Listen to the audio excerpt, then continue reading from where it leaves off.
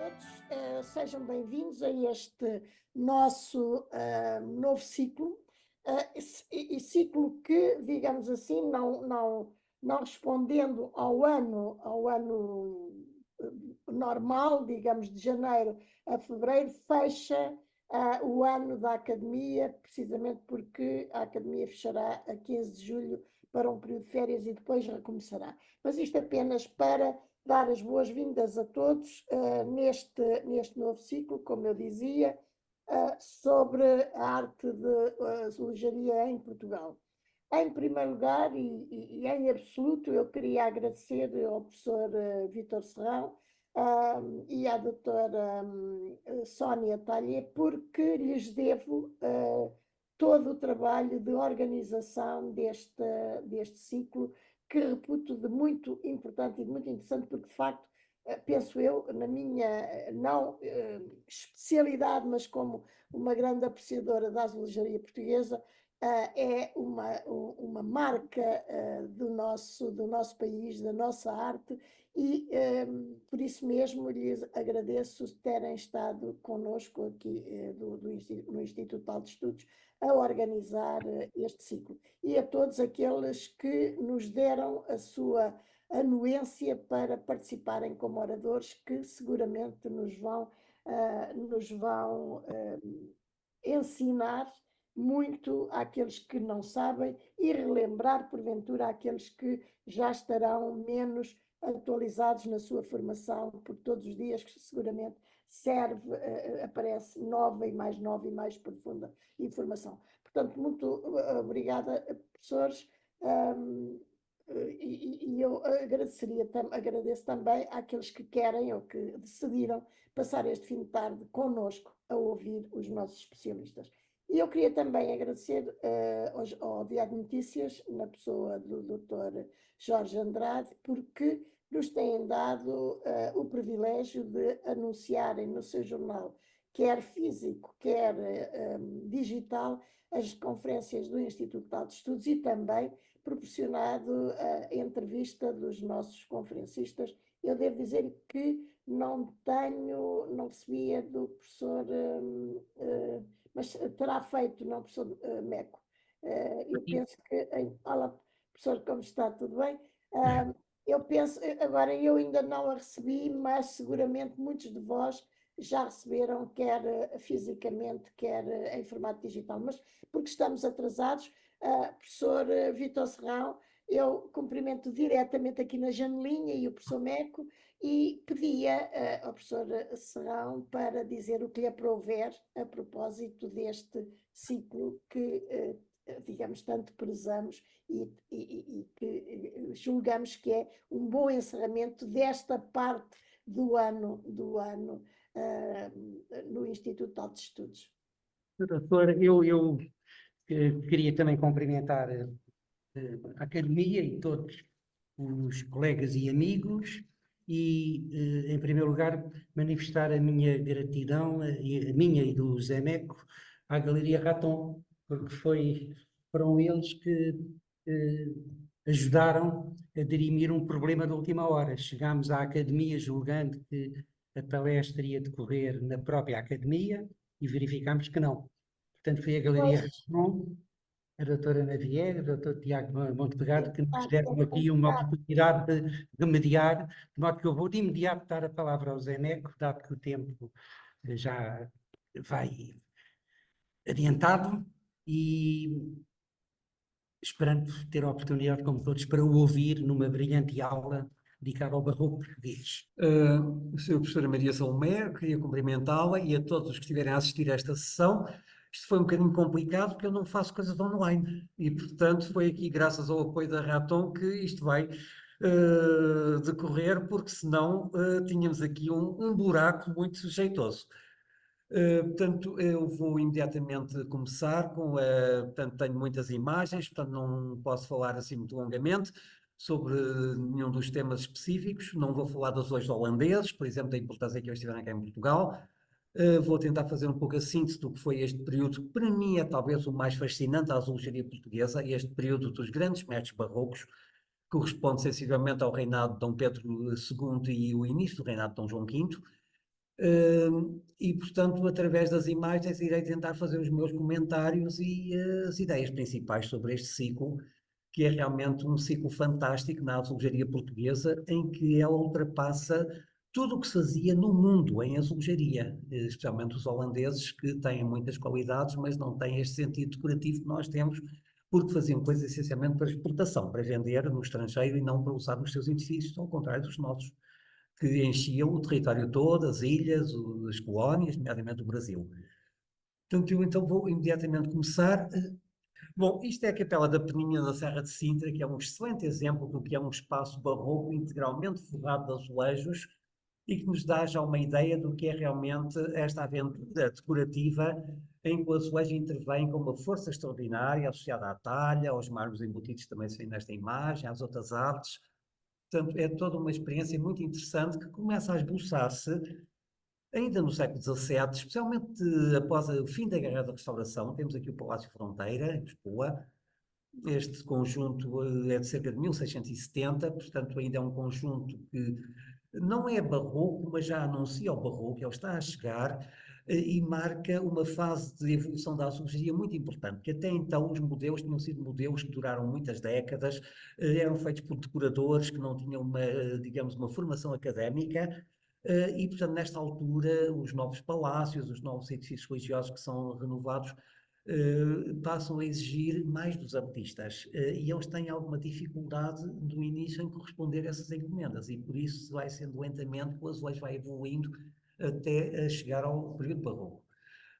Aqui temos a Casa dos 24 em Lisboa, portanto, a Igreja de São José dos Carpinteiros, é um exemplo interessante do que é um painel figurativo, muito rudimentar ainda, muito ingênuo, portanto não é feito por um artista erudito, mas sim por um decorador com algum jeito. Portanto, é esta decoração já em azul, que se torna a norma no final do século XVII, que se vai impor e que vai ser desenvolvida especialmente através da azulejaria figurativa, que passa a ser usada cada vez com mais força a partir deste período.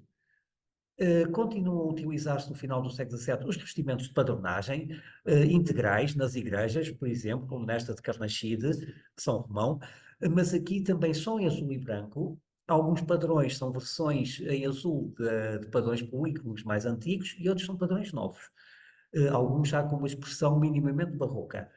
Portanto, é uma decoração característica do século XVII que se vai manter até muito tarde. Por outro lado, aparece a figura avulsa, desenvolve-se nesta altura, por influência holandesa, essencialmente.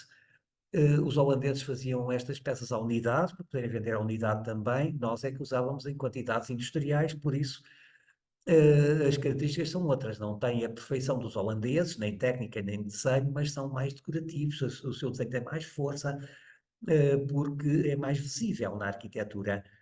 E, portanto, isto marca uma mudança de gosto muito interessante.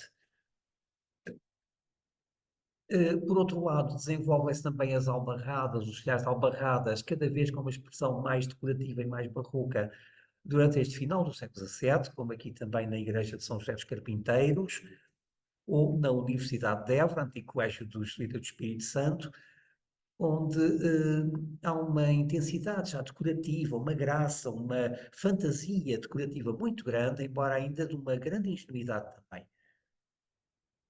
Ora, nesta altura, vai ser fundamental a influência da pintura dos tetos, como este teto da Capela Mor da Igreja da Ameixoeira, aqui em Lisboa, os chamados grotescos, que eram feitos por decoradores, não por pintores eruditos, mas por decoradores, e que cobriam, por vezes, de uma maneira extremamente livre, todos os espaços da arquitetura, e é precisamente nesta altura que alguns destes artistas começam a trabalhar em azulejaria. E o mais destacado de todos, na última década do século XVII, é precisamente um pintor de origem espanhola, Gabriel del Barco, mas que veio para Portugal em 1669, portanto com 20 anos de idade, 21, e ingressou no campo da pintura decorativa antes de se dedicar ao azulejo. Aqui temos um exemplo interessante, a Igreja de Santa Maria de Óbidos, onde se vê precisamente esta decoração de tetos aplicada à azulejaria em pintura azul. Portanto, são exemplos fantásticos que permitem uma grande libertação das formas, digamos, ainda não é uma pintura erudita, mas já há uma libertação de formas que ultrapassam aquele esquema muito rigoroso da patronagem repetitiva. E o mesmo acontece nos palácios, como na entrada da Quinta do Calhariz, em Sesimbra, atualmente dos Palmelas, onde temos este silhar feito com motivos vegetalistas, derivados da decoração dos tetos, com uma grande liberdade formal.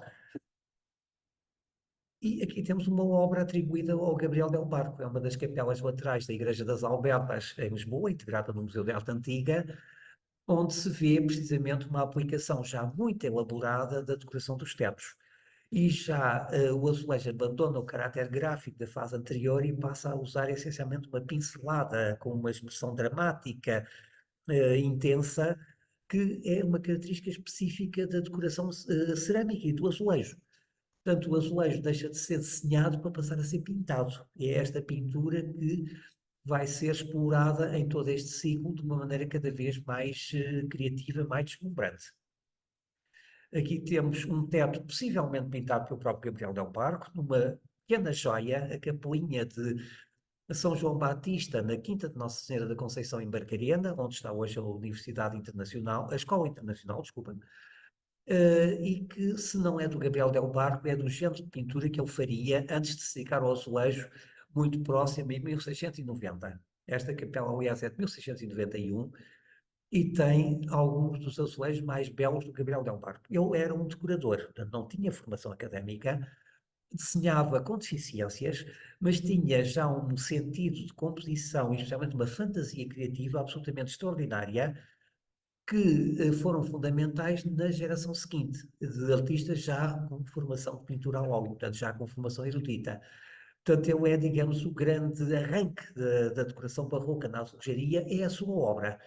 Aqui é uma pequena capela particular, da família Sinel de Cortes, extremamente graciosa, com aqueles meninos a brincar no telhado inferior, com uma pintura ainda não muito elaborada, mas já muito expressiva, que é uma pequena joia. Ele depois, conforme vai trabalhando cada vez mais em obras de maiores dimensões, vai perdendo um pouco esta delicadeza. E, portanto, ele trabalha até cerca de 1701, em algumas obras monumentais, como por exemplo nesta igreja de São Vítor em Braga, que é um exemplo monumental de igreja integralmente revestida de painéis figurativos, de cerca de 1692, onde eles adquirem uma dimensão já dramática muito interessante, como aqui a morte do São Vítor, junto a esta ponte, está prestes a ser decapitado. É um painel que é muito interessante, aquela paisagem do fundo, lembra um pouco as paisagens alentejanas, com poucas árvores, enfim, duras, mas depois tem um erro de perspectiva que é engraçadíssimo, é que por baixo da ponte nós temos uma paisagem diferente da que está por cima. Portanto, este artista fazia estas coisas sem pensar muito, era um espontâneo, digamos. Muitas vezes ele nem devia fazer um esboço prévio, ia pintando, e por isso falta uma perna, um braço está torto, enfim, mas não interessa. O que interessa é que realmente ele consegue uma fantasia, uma teatralidade, uma cenografia que é verdadeiramente extraordinária. Este painel é do Museu Nacional do Azulejo, portanto aqui já temos uma obra que é verdadeiramente pintada, portanto já não tem aqueles contornos desenhados muito finos da fase anterior, mas sim já há uma expressão pictórica, há uma pincelada que é marcada, que tem uma força dramática expressiva muito própria e que vai ser um apanágio toda esta geração de pintores. Uma das obras que eu atribuo a este artista, não tenho a menor dúvida que seja dele, é a Grande Panorâmica de Lisboa, que é dos anos finais do século XVII. Quanto a isso não tenho a menor dúvida, mas há quem tenha. É uma obra, portanto, que mostra que ele trabalhava tanto para palácios como para edifícios religiosos. Neste caso é um painel da Igreja de Santiago em Évora, são como que grandes tapeçarias flamengas penduradas nas paredes, mas pintadas só em azul, com um motivo central figurativo, mas onde a moldura é o elemento mais importante, é aquele que tem uma força dramática mais expressiva nesta composição. E uma das obras derradeiras dele é a Igreja dos Glóios de Arraiolos, que é de 1699, 1700, é também uma igreja integralmente revestida de painéis figurativos, de uma teatralidade extraordinária. Portanto, o desenho é muito tosco em alguns aspectos, mas tudo isto tem uma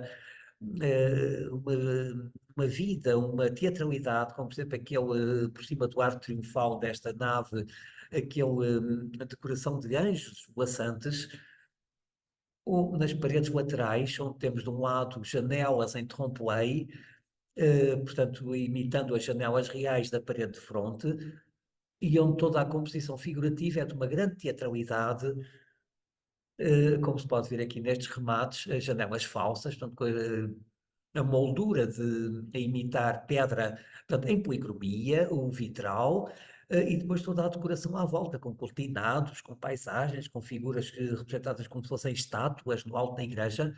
Portanto, é toda esta teatralidade que vai ser importantíssima na evolução da azulejaria barroca portuguesa e que vai marcar precisamente a geração seguinte. Um pintor contemporâneo dele foi o Raimundo do Couto, muito pouco conhecido, terá morrido em 1712. Tem uma sala no Palácio dos Marqueses de Santos aqui em Lisboa, assinada, nós estamos a ver um pormenor, mas é um artista que não tem a criatividade do Gabriel Del Barco e que pouco se conhece sobre a sua obra da azulejaria. Aqui temos precisamente a assinatura, Raimundo do Couto. E é precisamente nesses anos finais do século XVII, possivelmente ainda trabalhando com o Gabriel Del Barco, que aparecem dois artistas extraordinários, o António Pereira e o Manuel dos Santos. Ambos dão muito valor ao desenho, portanto, nesse aspecto aproximam-se um pouco mais dos painéis holandeses, mas não tendo aquela definição enfim, pictórica nem técnica dos holandeses, têm uma liberdade, uma qualidade expressiva muito superior. O António Pereira, que apenas assina António Pereira alguns painéis, foi identificado pelo professor Vítor Serrão como sendo um pintor a óleo chamado António Pereira Ravasco, que não só fez decorações na igreja de São Miguel de Alfama, por exemplo, pintou teto, enfim, mas também pintou muitos quadros figurativos. Esta capela da Sé de Faro é notável, não só pelo seu rodapé, com aqueles medalhões com meninos a brincar separados por grinaldas, mas depois a largueza da composição, a fuga para o Egito, a densidade da pintura, era um pintor que tinha uma forma de se expressar muito densa. Ele devia vibrar quando pintava e é dessa excitação que nasce realmente uma série de trabalhos de uma força expressiva e dramática absolutamente extraordinários. Aqui vemos o rodapé, precisamente, com os meninos a segurarem, enfim, símbolos religiosos da Nossa Senhora, litanias. Também aparece uma composição idêntica na Capela Mor da Madre de Deus em painéis holandeses, mas eu penso que estes modelos terão sido enviados daqui para a Holanda, porque os holandeses nunca fizeram este tipo de trabalhos em mais nenhuma encomenda, a não ser para as obras notáveis que criaram para Portugal nas décadas finais do século XVII.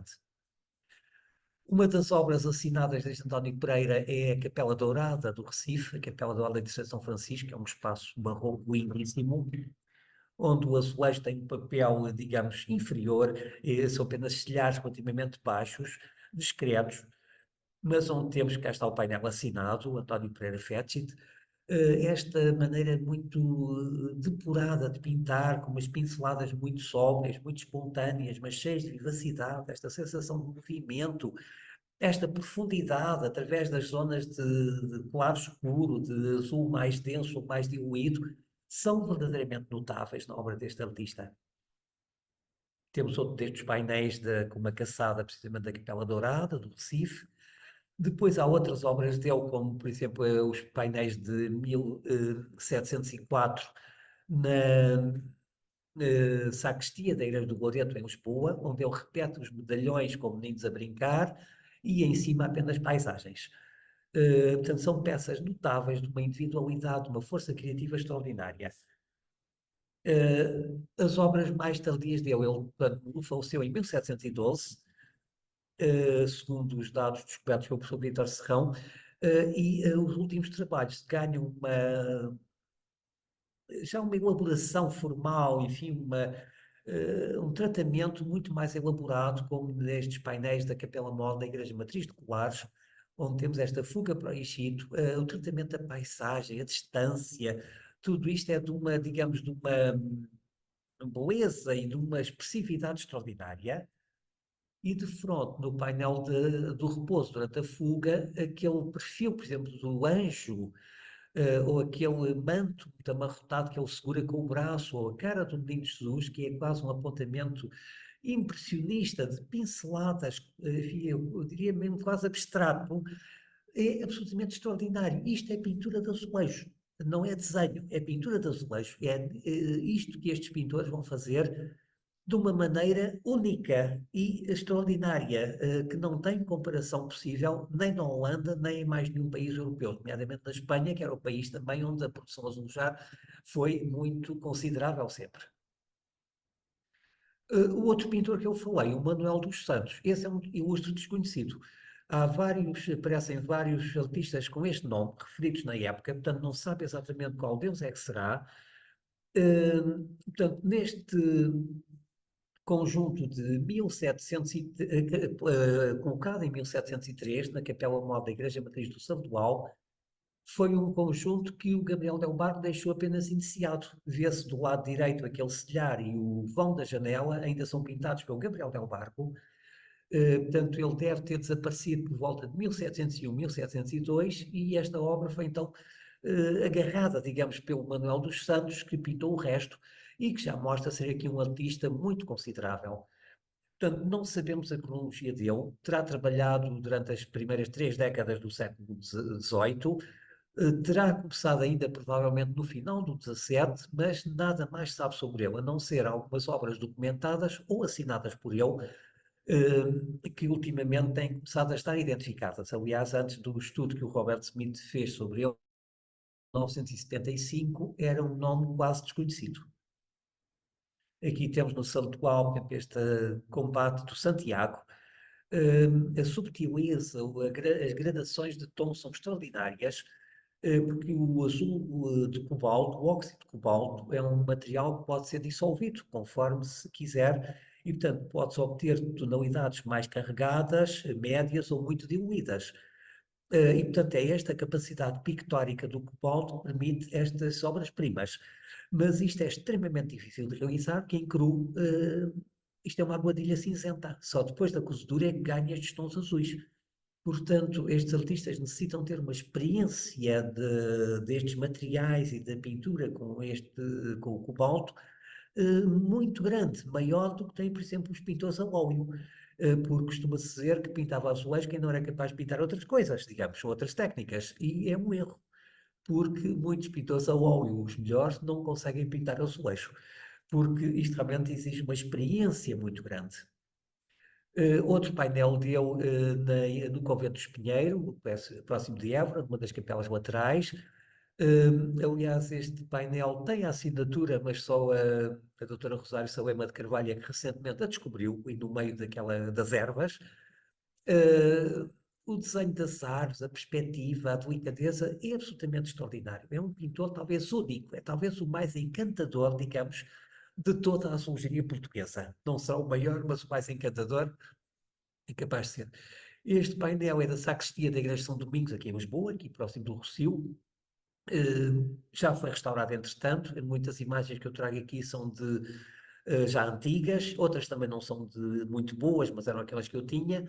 Mas estes azulejos já foram restaurados, portanto isto é uma cena de combate, também com uma movimentação notável, uma transparência do Manuel dos Santos. E outro dos painéis, com este jardim barroco, é uma pequena maravilha de tonalidades diluídas do azul,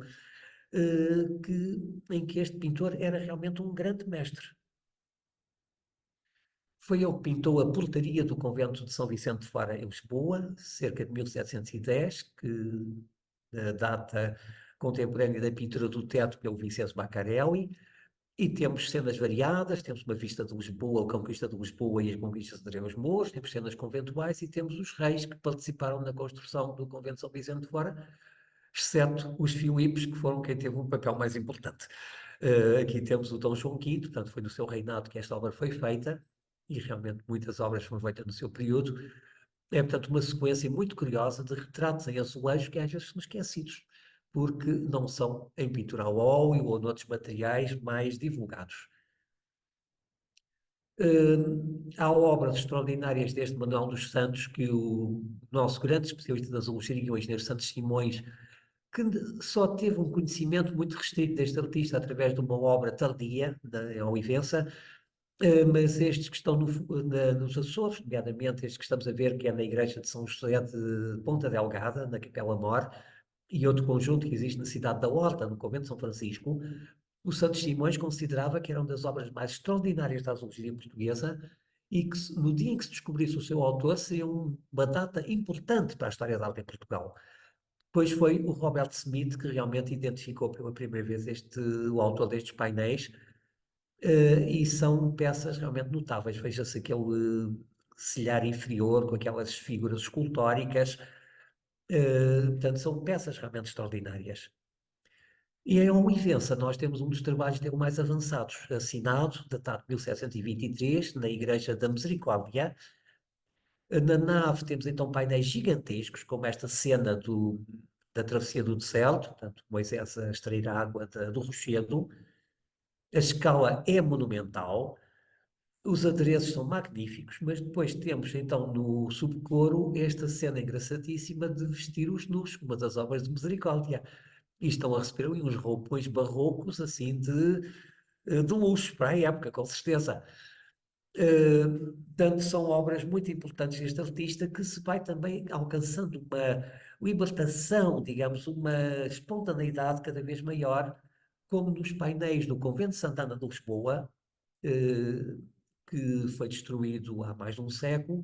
São estes dois painéis que estamos aqui a ver do lado direito da imagem, que estão hoje aplicados, hoje, enfim, desde o século XIX, que estão aplicados no convento da Madre de Deus, numa sala ligada ao coro de baixo, que antes se chamava Sala Dom Manuel, e agora, devido a estes painéis, se chama Sala de Manuel dos Santos. Portanto, são peças monumentais, são autênticos proscénios de teatros cenográficos absolutamente fantásticos, dos quais eu não tenho uma imagem capaz, mas este painel, que pertence ao Museu do Azulejo, é muito idêntico a esse proscénio. Portanto, é muito engraçado, é uma balaustrada barroca, com meninos a tocar instrumentos musicais nos intervalos. O do meio está a dirigir a banda, um toca uma viola de gamba, outro uma flauta, e são de uma delicadeza, de um desenho extremamente fino, elaborado, absolutamente notável. Contudo, o artista mais marcante deste período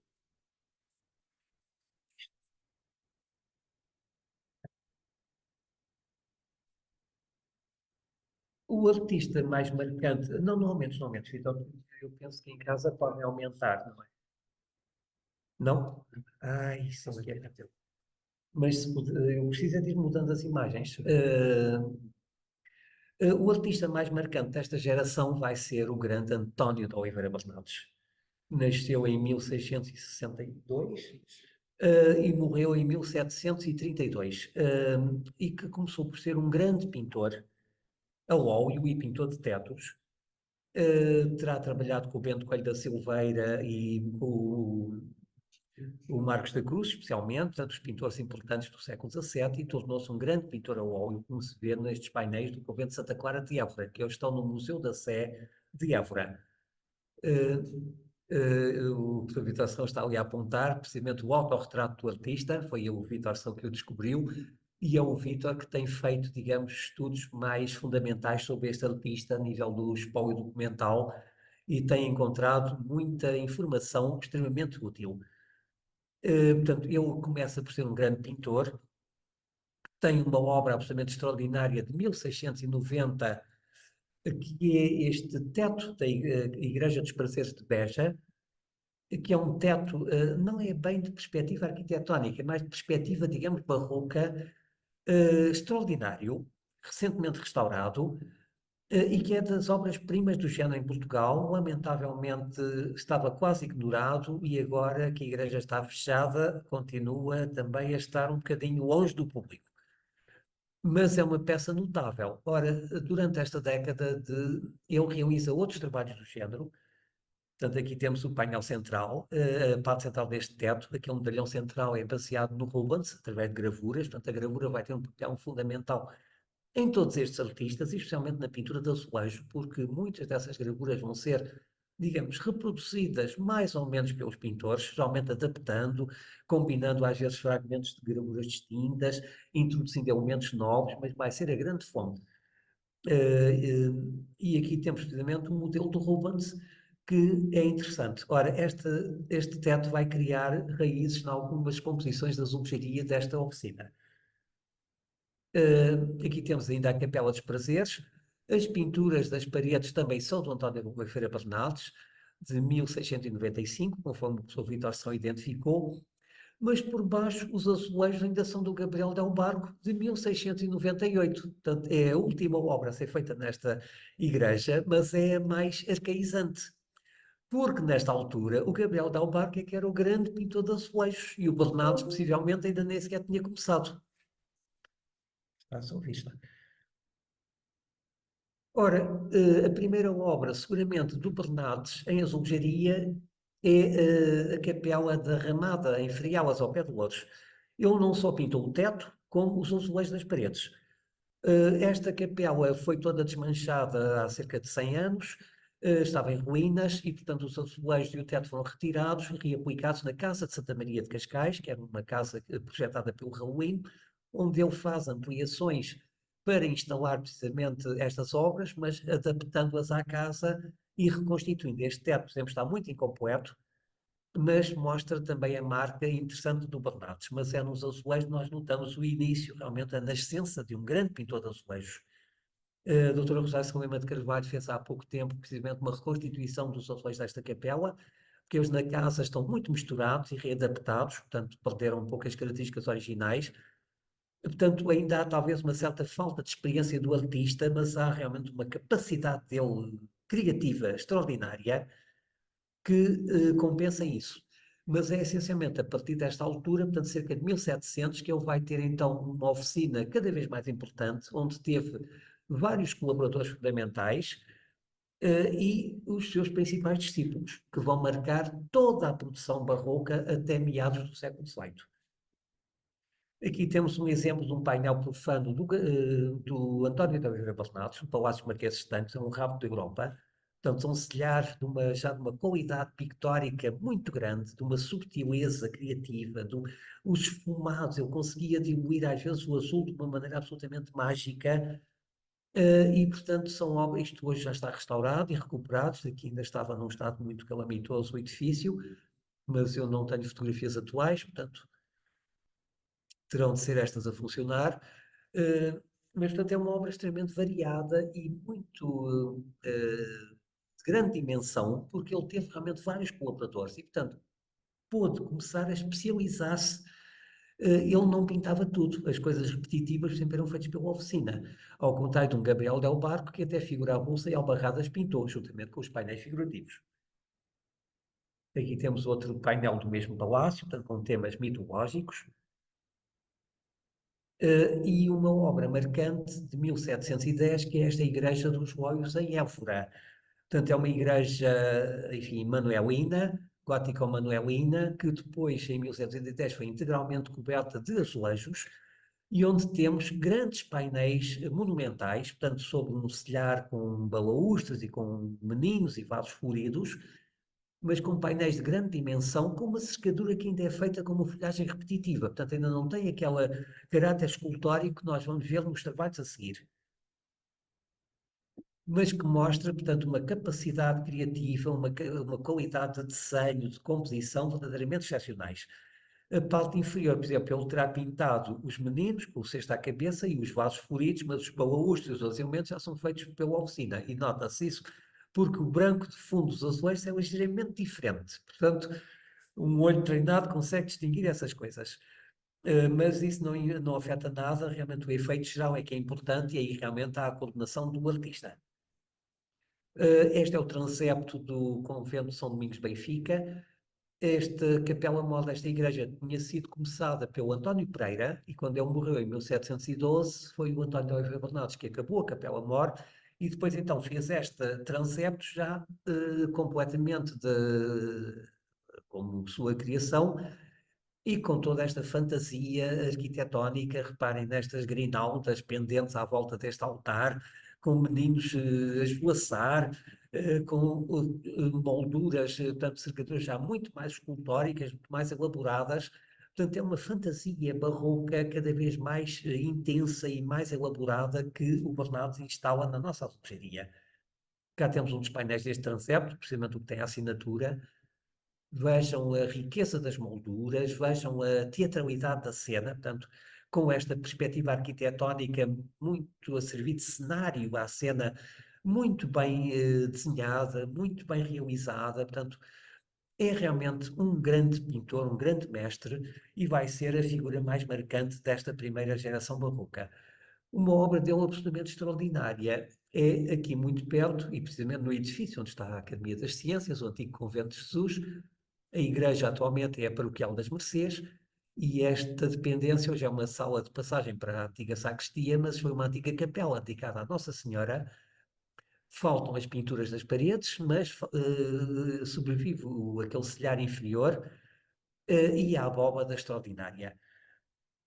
O celhar, reparem, esta perspectiva arquitetónica, estas volutas que saem da parede, ou aqueles medalhões que nos mostram a profundidade do espaço, portanto, este jogo de, não só de claro escuro, mas de aproximação, de distanciação, que torna um espaço relativamente estreito e estático, de paredes lisas, num espaço barroco dinâmico extremamente extraordinário. Portanto, isto é de mestre. E depois temos então toda a abóbada revestida, onde ele utiliza o modelo daquela abóbada pintada que vimos há pouco na Igreja dos Prazeres de Beja. Portanto, isto é de cerca de 1714, este conjunto. Portanto, foi feito 24 anos depois daquela abóbada, mas o modelo arquitetónico é basicamente o mesmo. Os motivos figurativos é que variam. Aqui também são cenas alusivas à Nossa Senhora da Conceição, mas é uma composição absolutamente extraordinária, até pela própria colocação dos azulejos, porque não fazemos ideia bem como é que estes azulejos eram aplicados, porque um painel, quando é um painel de parede, portanto plano, se o pusermos no chão, quando ele está a ser pintado, temos uma ideia da composição. Agora, aqui, só depois de ele estar aplicado, é que nós percebemos se a composição resulta bem ou não. E depois, eu penso que eles fariam várias fiadas cruzadas, umas longitudinais e outras transversais, e depois a pouco e pouco iam enchendo com os restantes azulejos, porque se eles começassem de um lado, podiam chegar ao outro lado e o painel ser curto ou ser comprido. Se começassem dos dois lados ao mesmo tempo, podia chegar ao meio e não acertar. Portanto, isto é prodigioso, não só em termos de concepção, de realização pictórica, mas também de realização técnica. É que os mestres azulejadores que tratavam precisamente destas encomendas e faziam o transporte dos azulejos, a aplicação e tudo isso, tinham uma experiência destas coisas absolutamente extraordinária. Por vezes enganavam-se nas medidas, por exemplo, há casos de painéis que tinham de ser emendados ou até substituídos, mas são realmente coligações, digamos, de várias especialidades que são prodigiosas. Aqui temos a extremidade, as cidades de Deus, e toda a composição é de portanto, um barroquismo absolutamente extraordinário, de um decorativismo que mostra realmente um criador absolutamente notável. Outra obra marcante deste artista é a Igreja da Misericórdia de Évora. Aqui é mais a combinação da talha dourada com o azulejo. Não sabemos se é daqui que vem a expressão de ouro sobre azul, mas se não é, aplica-se bem. Porque isto é muito característico de muitas das nossas igrejas. Temos precisamente azulejo, azul e branco, figurativo, às vezes só ornamental, na parte inferior e talha dourada no superior. Neste caso, enquadrando pinturas. Portanto, a escala é perfeita, a harmonia é enorme e esta igreja é realmente uma obra-chave. O Santos Simões considerava que era talvez a mais equilibrada do género desta combinação de azulejo e talha. Ora, esta obra é de 1716, mas aqui o Bernardes também teve muita colaboração. Aquelas pilastras, aqueles celhares inferiores não são pintados por ele. Eu penso que tenham sido pintados por um dos seus discípulos, o Teotónio dos Santos, que vai ser depois um pintor muito importante na geração seguinte da Grande Produção Joanina. Ele foi discípulo do Bernardes de 1707 a 1711, e eu creio que aqui terá sido ele a colaborar com o mestre na realização dos complementos. Portanto, aqui o Bernardes só terá pintado mesmo as grandes cenas. Ora, em 1716 ele estava a perder capacidade física. Quando chega a 1720, praticamente ele já não trabalha no azulejo, pinta a óleo, faz desenhos, coordena obras, mas já não é o que realiza. E durante os anos 20 vai ficando entrevado, portanto ele em 1730 já está completamente entrevado, e quando morre em 32 já nem tem capacidade para assinar o testamento. Portanto, é esta passagem de testemunho dele que vai ser muito importante e que iremos falar depois no fim desta sessão, quando tratar o Policarpo ao ver ordenado do seu filho. Portanto, são painéis muito à maneira de tapeçarias, de grande dimensão, de grande escala, de uma composição extremamente larga, que são verdadeiramente notáveis, das melhores obras que ele terá realizado. E depois com aqueles complementos arquitetónicos também notáveis. Ora, talvez o seu principal colaborador em vida foi um artista de nome desconhecido, que às vezes assinava PMP. Há uma tentativa de identificação dele com o padre Manuel Pereira, feita pelo professor Luís Arruda, com a qual eu não estou de acordo. Não se sabe quem foi este PMP. O professor Vítor Serrão já bateu toda a documentação da oficina de António Oliveira Bernardes e não encontrou nenhum nome significativo que se pudesse associar. Eu estou convencido que ele era um colaborador destacado de Bernardes. Em muitas obras colaborou a meias e tem outras obras em que ele pintou então sozinho. Esta igreja do Terço em Barcelos, estes grandes painéis da nave, por exemplo, são de Bernardes inconfundivelmente, não estão assinados, mas são inconfundivelmente dele, mas as cercaduras, os silhares inferiores, os complementos já são todos do PMP, e a Capela Mor, onde ele tem precisamente estas 3 siglas, já é exclusivamente do PMP, portanto está aqui em pé de igualdade praticamente com o Bernardes. Portanto, penso que terá sido em vida o seu principal colaborador. Houve outros, um deles, até um irmão dele, o Manuel da Oliveira, que era um artista que estava muito pouco conhecido, também foi o professor Vítor Serrão que o veio, digamos, ressuscitar, mas aqui não vou falar dele. Tem uma obra ainda relativamente escassa, mas tem, por exemplo, alguns dos painéis do claustro da Academia das Ciências, o que não deixa de ser interessante, que é precisamente o organismo que promove este curso. Mas isso vai ser tratado pela Rosário, portanto, daí não me quero meter já. Ora, aqui temos outra obra também de colaboração, a Igreja de Marvila, do Convento de Marvila, em Lisboa. O cor de baixo, os painéis com cenas do Cântico dos Cânticos são pintados pelo António Ferreira Bernardes, pelo mestre. Mas o rodapé e os complementos já são do PMP. E, por sua vez, a nave da igreja é do PMP. Portanto, ele está aqui também em pé de igualdade com o Bernardes.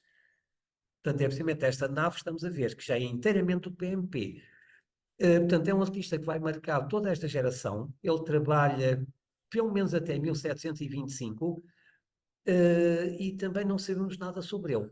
Não creio que seja o padre Manuel Pereira, mas também não sabemos nada sobre este artista, a não ser a sua obra, que foi aquele que mais trabalhou na época, que mais dezenas de conjuntos deixou e que tem uma maneira de pintar extremamente pessoal. Não era tão elaborado como o Bernardes ou como os outros pintores que eu falei, mas tinha um encanto especial, os seus rostos arredondados, as suas pinceladas muito ligeiras, tudo isso, tem realmente um encanto, uma graça que é absolutamente extraordinária. E aqui temos justamente uma das obras que um dos temas que ele utilizou mais vezes são as figuras de convite. Este está no edifício do Corpo Santo em Setúbal, que hoje é o Museu do Barroco de Setúbal. É um conjunto de provavelmente 1714, que é a data que está na entrada do edifício, e onde ele decorou portanto, o pátio e não só e também a capela, a entrada e o salão principal. E precisamente é na entrada que temos um dos painéis, vê-se ali naquela pedrinha ali embaixo, o PMP com que ele às vezes assinava as suas obras. Portanto, é outro pintor muito marcante desta geração. Isto, como é que se aponta? É ali. Portanto, é naquela... É engraçado. Agora já dá para ver. É precisamente uma das poucas assinaturas deste artista a quem se chama por vezes, por brincadeira, o pintor por mão própria. Portanto, se não tiver outro nome, este já não fica mal. Há nomes piores, como um pintor a quem chamamos da brincadeira o mestre das caras parvas. batizado pela Dora Alcântara, pelo Rafael Calado e por mim, há muitos anos, num dos encontros do Palácio Fronteira de Lisboa. Este PMP tem coisas encantadoras. Isto é um pormenor da sacristia do Convento de São Francisco, em Salvador da Bahia.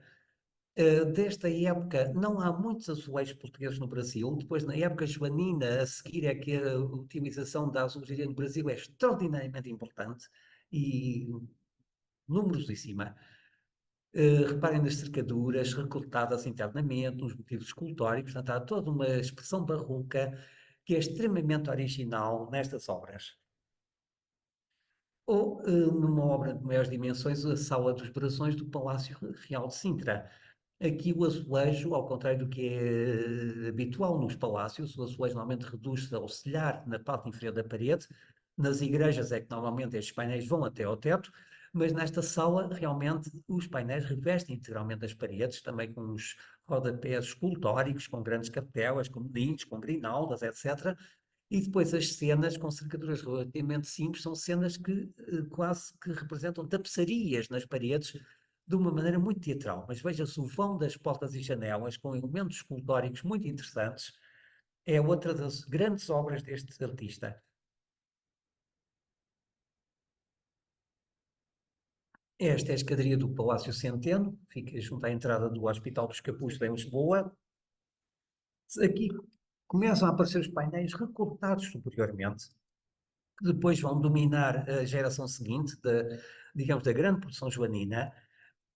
Portanto, é uma composição apenas ornamental. Temos ali 2 medalhões laterais com paisagens, mas o que conta realmente é a riqueza escultórica da composição, a perspectiva arquitetónica. Portanto, este PMP vai ser de uma extraordinária importância, porque não só vai dinamizar muitas das composições que cria, como vai ser ele, se calhar, a orientar os principais discípulos do António de Oliveira Bernardes. Portanto, é possivelmente a trabalhar em colaboração com este artista que eles vão ganhar experiência, nomeadamente o Teotónio dos Santos e o Nicolau de Freitas vão ser depois os grandes pintores da geração seguinte. Uma obra absolutamente extraordinária deste PMP é esta porta da igreja do convento de São Paulo da Serra d'Ossa, portanto é o lado interno da porta. É uma composição arquitetónica, escultórica absolutamente fantástica. Portanto, aqui é que se pode ver, digamos, a fantasia criativa destes artistas, o grau de trompe-l'œil que eles introduzem nas suas composições, e por acaso é engraçado que está datado de 1714, mas demorou muitos anos até identificar a data, que está ali no pé daquele vaso, a meio da porta, e não se vê no local, só com muita dificuldade, e como ainda por cima está na parte interna, portanto está relativamente às escuras, é uma data que passou despercebida até há pouco tempo. Aqui já temos, em 1720, uma composição muito mais complexa, muito mais teatral, muito mais barroca, a sacristia da Igreja Matriz de Cascais. Portanto, isto é uma oferta dos Marinheiros de Lisboa, da Irmandade dos Marinheiros de Lisboa, com cenas do Antigo Testamento, e onde a densidade escultórica e os recortes dos enquadramentos atingem já uma dimensão muito desenvolvida. Depois temos ao lado do arcaz painéis lindíssimos, vejam os elementos escultóricos, aquelas figuras de serafins, as volutas, os meninos, enfim, tudo isto é de uma riqueza decorativa, escultórica, enfim, fantástica. E depois temos aquela caravela com aquela custódia, não sei se é alusiva aqui ao Santíssimo Sacramento, mas que é fantástica também. E uma obra mais tardia, de 1725, é o conjunto do Convento da Graça de Torres Vedras, onde não só temos o claustro, uma capela do Beato Frei Gonçalo de Lagos, a antessacristia e a sacristia integralmente decoradas com painéis figurativos. Portanto, a data está por baixo do lavabo da sacristia, 1725, são cenas alusivas ao ultramar português, ao Frei Aleixo de Menezes, etc., e são cenas absolutamente, são painéis extraordinários, com as molduras barrocas recortadas, com aquelas sanefas, com os pináculos, com a dimensão das cenas e da quantidade de figurantes e de, enfim, de situações que são verdadeiramente extraordinários, de caráter descritivo. Aqui temos um dos painéis do claustro. Portanto, o claustro chegou ao século XX com, enfim, desfalcado de uma das paredes, que estava aplicada noutro edifício, que já foram retirados desse edifício, mas ainda tem sido muito difícil a aplicação, tem muitas falhas, estavam muito incompletos, tem tido aqui campanhas de restauro importantíssimas, muito bem feitas, mas há problemas graves precisamente com a conservação deste claustro, porque ainda hoje tem algumas deficiências muito grandes, mas tem cenas maravilhosas, como por exemplo a chegada do Frei Leix de Menezes a Goa, aqui a cena do desembarque, não se vê bem, mas é ali à direita, estas caravelas no mar, portanto, estas descrições de cenas navais, tudo isto é absolutamente fantástico. O azulejo, para além da qualidade artística, é um manancial de informações extraordinário. O problema é que muitas destes temas são baseados em gravuras estrangeiras, portanto, não são muitas vezes imagens fidedignas do ambiente ou da sociedade portuguesa, mas são em si extraordinários na sua dimensão, na sua variedade. Ora, como disse há pouco, o principal continuador do António de Oliveira Bernardes foi o seu filho Policarpo. Ele teve vários filhos. Outro muito importante foi pintor, foi o Inácio de Oliveira Bernardes. Aliás, também foi discípulo do pai, porque o pai pintou até ao fim da vida a óleo, mesmo quando deixou de pintar azulejos ou diretamente, continua a pintar a óleo. E o Inácio Oliveira Bernardes e o pintor André Gonçalves, foram dos pintores importantes da época joanina, foram discípulos dele, mas o seu principal continuador realmente foi o Policarpo, um filho dele nascido em 1695, morreu em 1780, mas só se conhecem trabalhos deles a zoologia até 1740.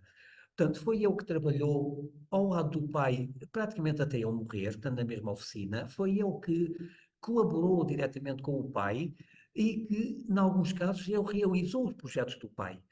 Portanto, é natural que ele tenha um estilo que lembra muito do pai, mas também tem a sua personalidade própria, tem uma força dramática também muito própria. Este painel é da Misericórdia de Évora, portanto, mostrei há pouco aqueles grandes painéis feitos pelo Bernardes, pai, mas estes que estão no subcoro já estão sido pintados pelo Policarpo, com 21 anos de idade. Estas pilastras, por exemplo, aqueles meninos esvoaçantes a segurar aquelas coluncópias floridas, portanto, já são muito representativas dele. Ou aqui do lado direito, este festão florido pendente, pintado em tons carregados, que é também muito expressivo da sua obra. No meio temos uma Maria Madalena, enquanto que o pai usava transparências, diluições dos azuis muito expressivas, quase mágicas, o Policarpo usava mais as pinceladas cruzadas, portanto, com maior densidade pictórica, mais carregadas, e daí distinguir-se por vezes do pai, mas às vezes é difícil, até porque as composições são muito parecidas. Ora, o próprio Policarpo também utilizou tetos baseados naquele modelo que já vinha da Igreja dos Prazeres de Beja. Isto é o santuário de Peniche,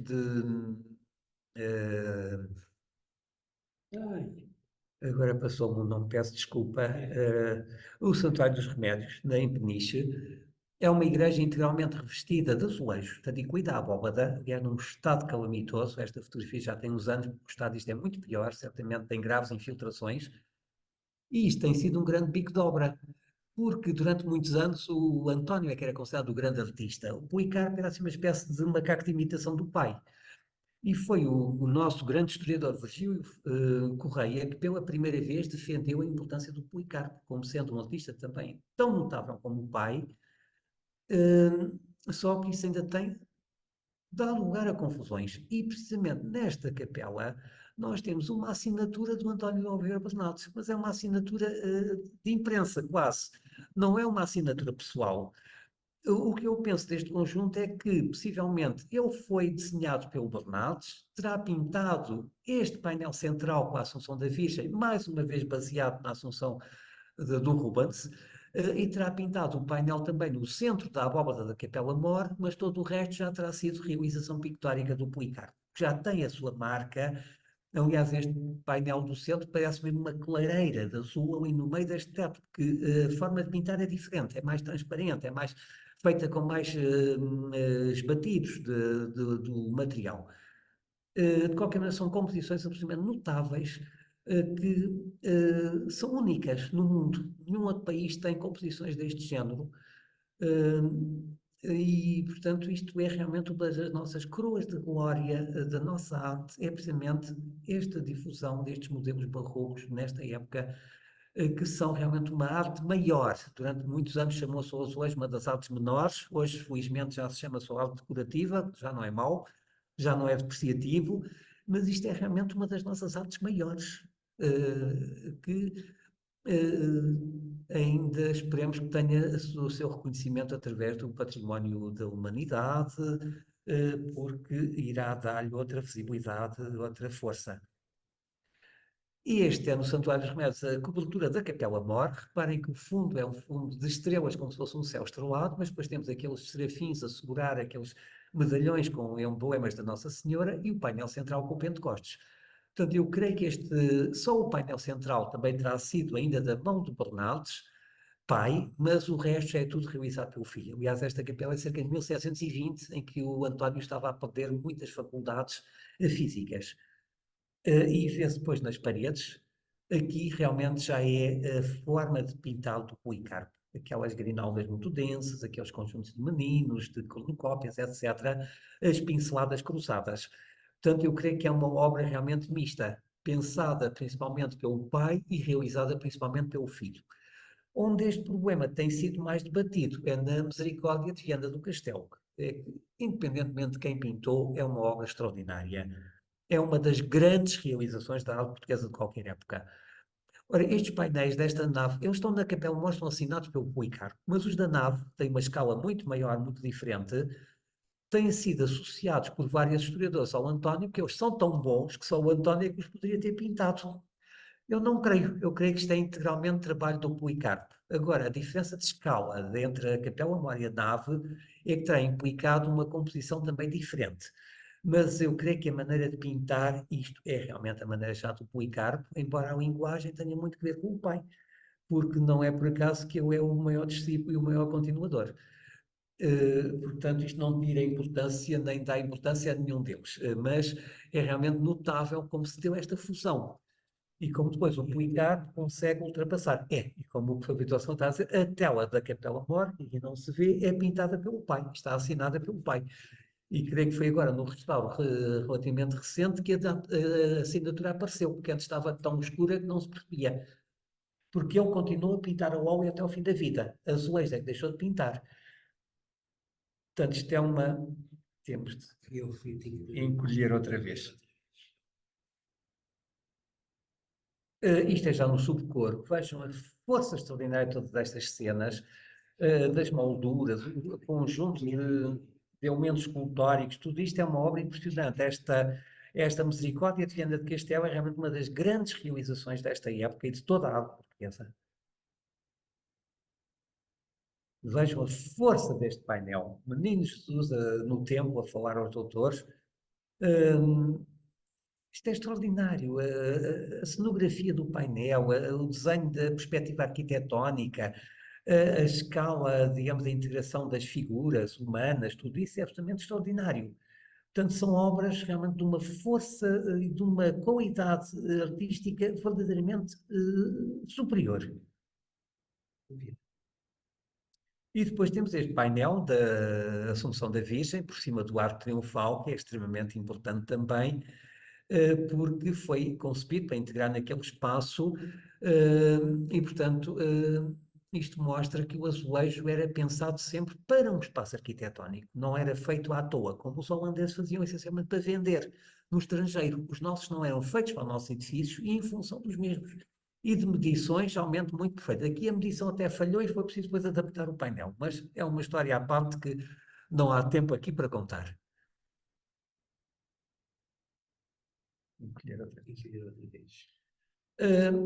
Contudo, o Policarpo tem obra só dele, assinada por ele e muito pessoal. Esta capela da Igreja de Nossa Senhora da Conceição de Vila Viçosa será ainda de uma fase relativamente recuada da sua vida.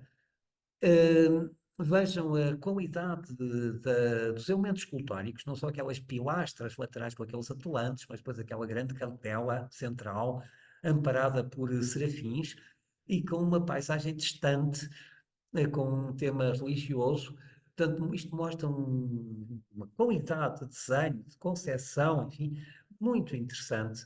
Mostra que o Policarpo também se tornou um artista pessoal, muito influenciado pelo pai, mas também com uma força expressiva própria e com uma monumentalidade cada vez mais acentuada ainda em relação ao pai, e depois com uma capacidade de renovação na parte final também extraordinária. Cá está precisamente a assinatura nesta capela.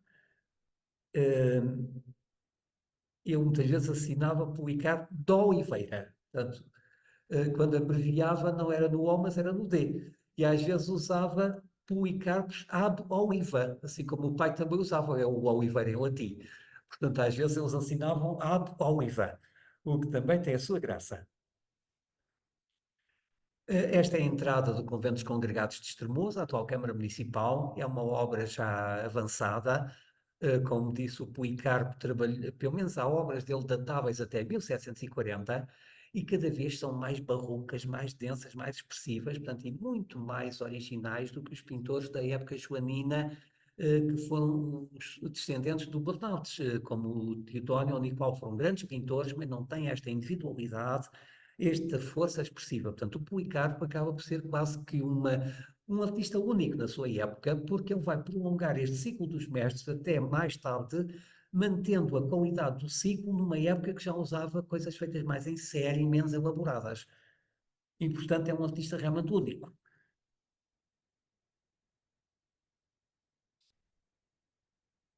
Já dá. Esta é a sacristia do convento de Varatojo, ao pé de Torres Vedras, portanto, também uma composição muito elaborada em termos de molduras, de composição arquitetónica. Eu nem falo da simbologia porque é muito curiosa, mas há aqui muita coisa que poderia ser dita a nível da iconografia e da simbologia, mas não há tempo. E chegamos à obra talvez mais importante do Policarpo, que é a Igreja de São Lourenço de Almancil, de 1730.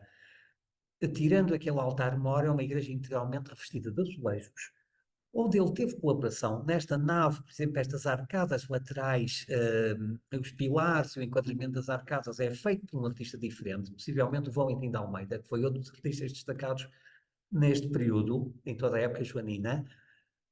Parece que a igreja teve de ser feita com uma certa rapidez, portanto, o Icaro pintou apenas aqueles painéis que estão integrados naquelas arcadas, mas pintou a abóbada inteira e toda a capela-mor. E esta abóbada, mais uma vez, é uma recriação daquele museu que já vinha do pai desde a igreja de Beja. Aqui adaptado a um espaço mais comprido, enfim, a igreja é mais extensa e mais estreita do que os outros, mas com uma perspectiva também arquitetónica fantástica, como se pode ver. Mas é este mesmo museu, basicamente, embora variando os temas figurativos e tudo isso, que é uma das criações realmente supremas de toda esta assunções barroca. E depois da Capela Mor temos esta cúpula também extraordinária. Portanto, isto são apenas saltos sobre a obra destes artistas, muito rápidos, não há tempo para mais, mas tentei selecionar realmente obras que fossem marcantes destes artistas da sua época. De 1736 é outra obra também muito interessante, a Capela de Forte São Filipe, em Setúbal, onde temos mais ou menos um teto, mas este aqui de perspectiva arquitetónica à maneira do Pacarelli, portanto com o céu aberto na parte a meio, onde temos precisamente esta imagem, portanto, dos anjinhos, os fins voaçando sobre nuvens, segurando no meio as armas reais portuguesas. Isto é um forte, portanto, é uma obra real, e, portanto, são as nossas armas reais portuguesas que temos aqui no centro, e, portanto, mais uma vez, uma composição de perspectiva arquitetónica verdadeiramente fantástica. E chegamos aos anos 30 mais avançados, portanto, a obra anterior é 36. Este painel terá sido aplicado por volta de 1737-38, é um dos painéis da Capela-Mor do convento da Serra de Ossa, no Alentejo, que aliás é o hotel convento da Serra de Ossa, que tem um dos conjuntos mais extraordinários de azulejaria barroca, enfim, apetece ser em Portugal, mas eu digo no mundo. Poucos se comparam a este conjunto, e nesta Capela-Mor temos estes painéis que são inconfundivelmente o Policarpo, mas que mostram uma decoração completamente distinta. Em vez daqueles elementos escultóricos que nós vimos nas peças anteriores, tipicamente barrocos, nós o que temos aqui já é uma decoração mais gráfica, com fitas que se entrelaçam, com motivos mais soltos, com pequenas urnas, conchas, máscaras, etc. Ora, isto é muito importante, porque é o chamado estilo regência. É um estilo que só recentemente é que começa a ser mais, digamos, o seu estudo começa a ser mais desenvolvido. Não tem nada a ver com o Regency inglês, que é um estilo romântico do século XIX. É a regência da minoridade do Luís XV em França, em que se cria um novo gosto decorativo, que já não é o gosto do Luís XIV, mas ainda não é o rococó. E, portanto, foi este estilo do período da Regência, ou Regência, que se vai difundir por toda a Europa através de gravuras e que vai ser um estilo ornamental importantíssimo. Muita gente não reconhece o Regência como estilo independente porque não é um estilo estrutural, não aparece na arquitetura, por exemplo, só aparece na decoração. Mas na decoração é imprescindível para perceber o que já não é barroco, mas o que ainda não é rococó.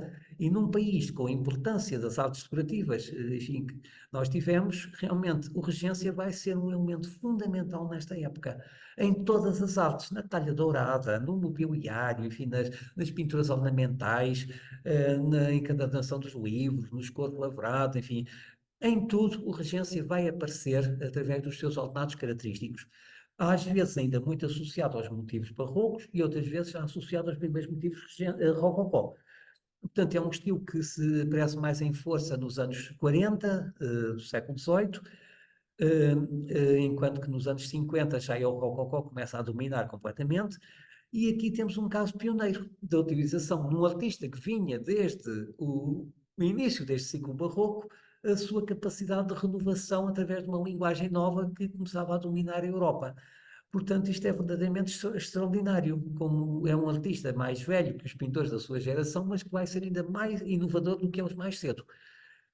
Então, são painéis belíssimos, aqui com o São Paulo Ermita, portanto, a receber o pão através do corvo, que é um símbolo da ordem dos ermitas paulistas. E depois temos a última obra que assinada por ele, datável, que é de 1740, que é a Capela de Porto Salvo, em que ele decorou não só a fachada da capela, mas a nave. A Capela Mor é de 34, é de Nicolau de Freitas, portanto têm sido muitas vezes confundidas estas obras, mas não tem nada a ver uma com a outra. E portanto aqui nesta capela, isto também foi anterior ao restauro, ele introduz mais uma vez a linguagem regência nestas molduras de uma maneira muito interessante. Temos aqui um dos painéis do interior da nave, precisamente o anjo a anunciar à Nossa Senhora que pode regressar a casa, que o perigo da matança dos inocentes já passou. E reparem, as molduras já não têm nada a ver com aquela linguagem barroca, muito escultórica, muito densa, uma linguagem mais gráfica, com bustos, com urnas, com sanefas, com elementos mais soltos, mas com uma força expressiva, dramática, verdadeiramente extraordinária ainda. E para rematar, isto também já está restaurado, mas é precisamente a assinatura dele na fachada, pintado em 1740 por P.D. Bezes. Ora, por causa deste P.D., até se inventou um pintor que nunca existiu, um Pedro Domingos Bernardes. Portanto, o D é a abreviatura do de Oliveira, como eu por vezes assinava.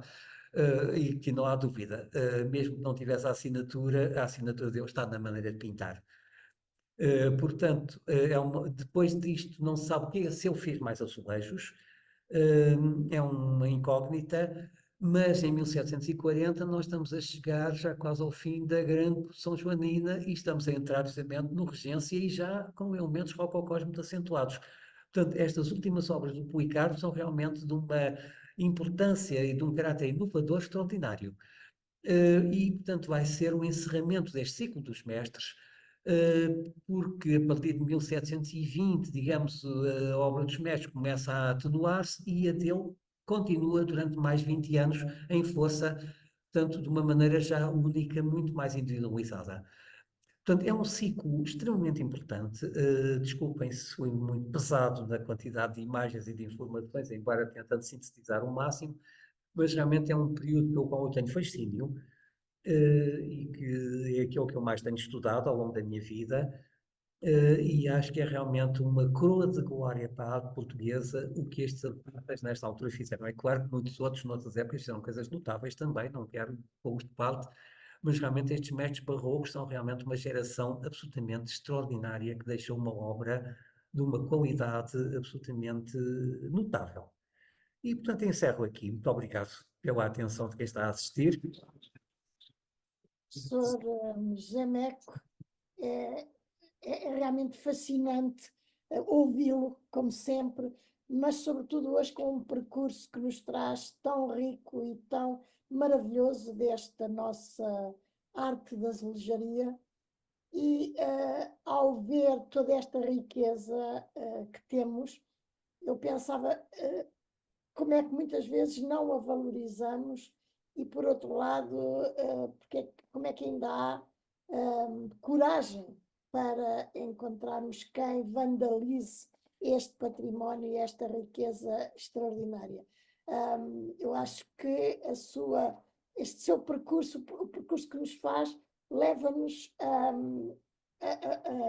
a olhar para a riqueza que temos, a valorizar os nossos maiores ao longo do tempo e a dizer que, de facto, Portugal, na arte e na arte da azulejaria, é único, como o professor diz, é único no mundo e é um testemunho de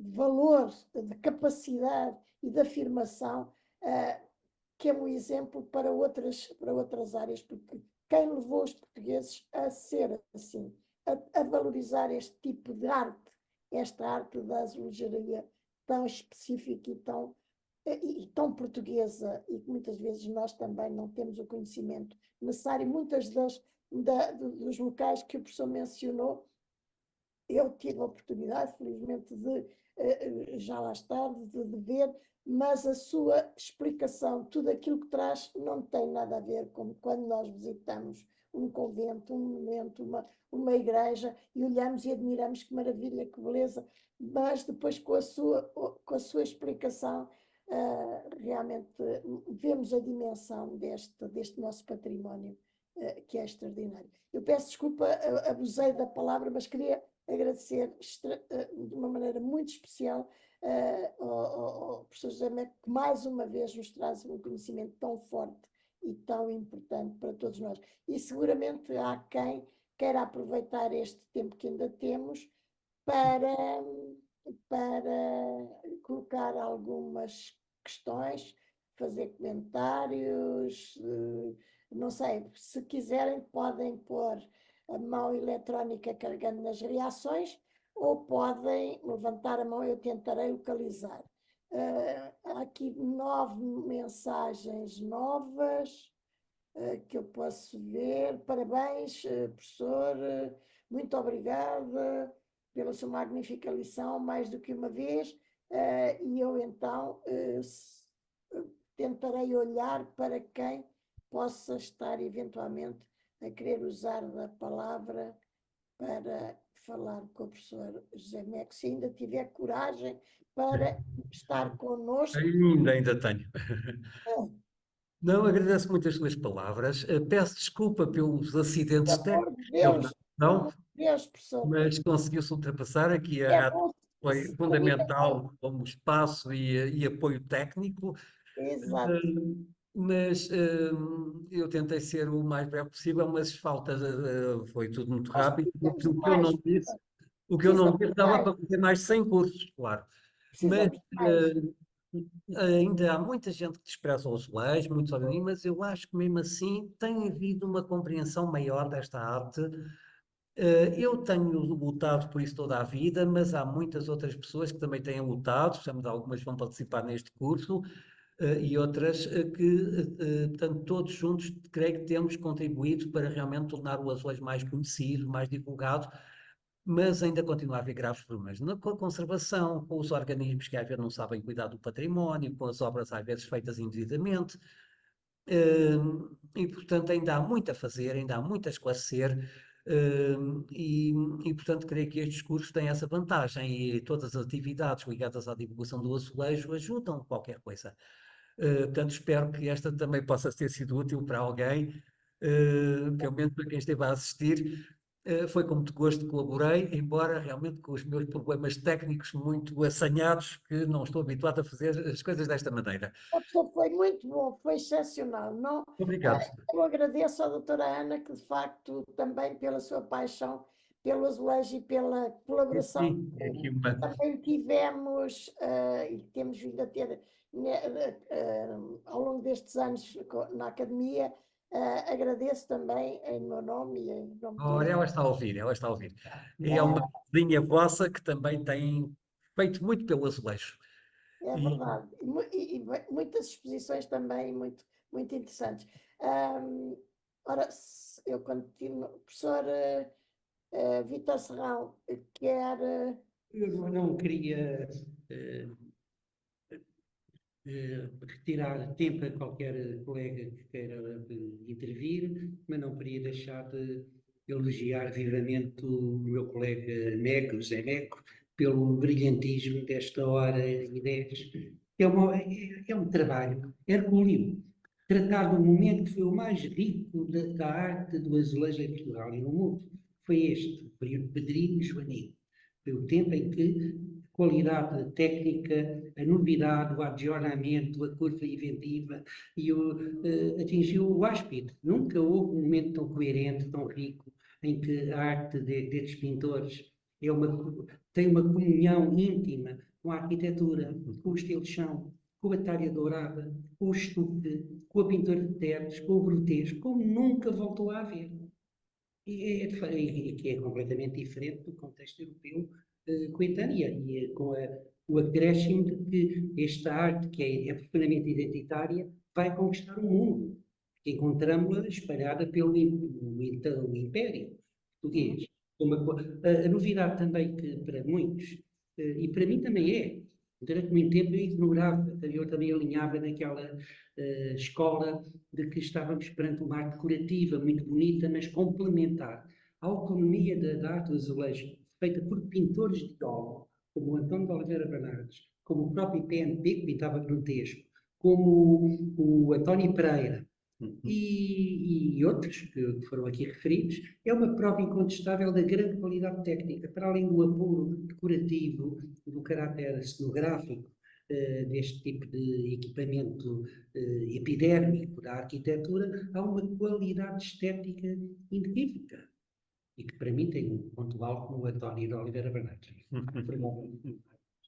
Sim, mas o Pereira também é mais muito bom, destacado, o PNP mais destacado. também. É um momento áureo. Creio que não voltou a haver um momento como este, tão rico, tão unitário, com tanta qualidade e tanta. Como é que. Porque não é homogéneo por um lado, mas é perfeitamente dispar também, porque cada um dos pintores que foram aqui referidos, foram os melhores, tem uma autonomia, uma mão, um estilema perfeitamente inconfundível. E devemos ao Zé-Neck, evidentemente, o trabalho de nos revelar a pouco e pouco, ano a ano, trabalho a trabalho, o modo de ver, o modo de dialogar com este tipo de obras. Porque, repare, eu já estou a falar há muito tempo, aquilo que é a novidade maior daquilo que acabamos de ouvir é o facto de estes painéis aparentemente ornamentais, decorativos, falarem connosco através de um olhar que é técnico, que é histórico, que é iconográfico, que é iconológico e que é estético. Dar voz ao património, tornando-o um interlocutor perfeitamente inteligível. Portanto, muito bem, muito obrigado. Abrimos com chave de ouro e, E vão com certeza continuar. Muito obrigada, professor, e muito obrigada também, professor Vítor Serrão, por nos ter dado o privilégio de estar connosco a construir, este ciclo que, devo dizer, eu sou uma apaixonada do azulejo e, na realidade, acho que temos o dever de mostrar àqueles que, porventura, não têm tido a oportunidade de ter este transmissão deste saber, que o possam ter e que possam ver realmente o que é a nossa arte. E nisto eu pegava com aquela esperança que o professor Janeco nos nos transmite, pelo menos que eu fiquei assim com o ouvido à escuta, será que vamos ser capazes de tornar esta nossa extraordinária e única arte em património mundial da humanidade? Há muita gente a trabalhar nesse sentido, já há muito tempo, Fantástico, ainda são fantástico. processos muito complicados, Ah, sim, sim, sim, sim, é preciso muita mas força. esperemos que cheguem ao fim, esperemos que cheguem ao fim com sucesso.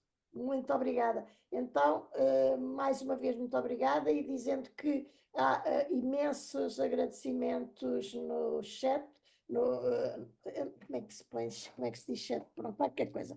Aqui nas notas que as pessoas escrevem, e portanto também quero dizer isto ao professor, isso só mostra como as pessoas que estiveram connosco apreciaram esta sua conferência. Eu aproveitava para lembrar que no próximo dia 22 vamos ter duas conferências, uma delas pela doutora Ana Paula Rebelo Correia sobre mitologia greco-romana na azulejaria do Barroco, e a segunda, fontes e modelos para o estudo da imagem musical, sacra e profana na pintura do azulejo em Portugal no século XVIII.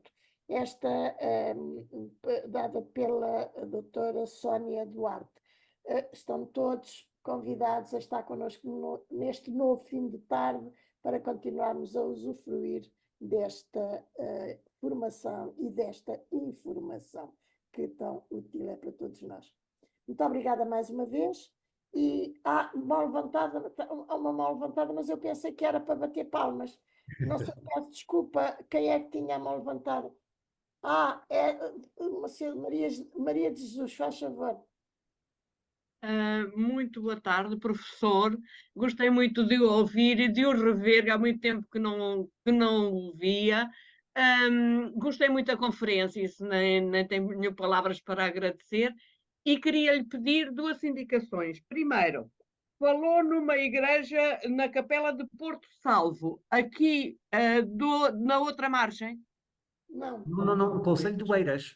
é Em Boeiras. Oeiras, está bem. Oeiras. Pronto. E outra, falou também em Barcelos, numa igreja em que é obra do PMP, mas eu não tomei nota do nome. Igreja do Terço. Ok, Também pronto, muito conhecida. obrigada. Era só isso, obrigada. PMP na Capela Mor e PMP com o António de Oliveira Bernardes na nave. Está bem, está bem. É que eu queria visitar Barcelos e assim vou lá ver. Vou tentar Ai, ir ver. visite que é belíssima, Ok, belíssima. vou tentar ir ver. Obrigada, Pode obrigada. acontecer. Então, mais uma vez, muito obrigada.